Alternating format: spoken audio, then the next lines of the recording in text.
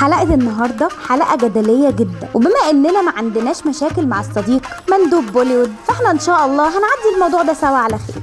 الكشري، كلنا سمعنا الفترة اللي فاتت عن الخناقة بتاعة الكشري، وهل هو مصري ولا هندي؟ تعالوا احكي لكم ايه اصل الخناقة. لو رجعنا بالزمن اكتر هنلاقي ان المصري القديم كان عنده اكلة اسمها كشير، يعني طعام الآلهة، وكانت عبارة عن العدس والقمح والحمص والبصل، وبعدها اتضاف الرز في العصور الوسطى. وكمان هنلاقي في سورة البقرة آية 61 بسم الله الرحمن الرحيم: فادع لنا ربك يخرج لنا مما تنبت الأرض من بقلها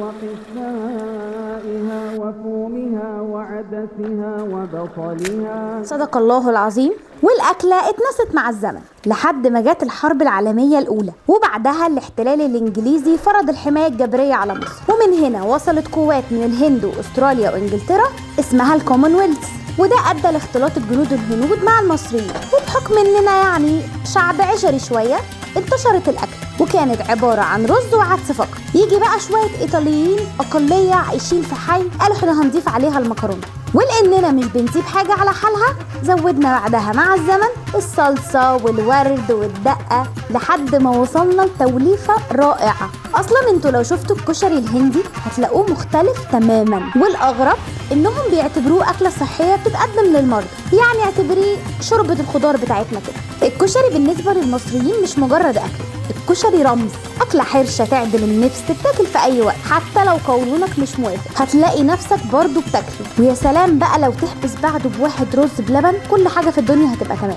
كشري البيت بالنسبة لي حالة تانية، كنت بستنى اليوم اللي ماما تعمل فيه كشري عشان أحط في طبقي كل حاجة زي ما بحب بالظبط، لأن مشكلتي مع كشري الشارع إنه أكتر حاجة فيه المكرونة، ما عدا أنت يا أبو طارق تعمل اللي أنت عايزه. الكشري أكلة من طعم البيوت.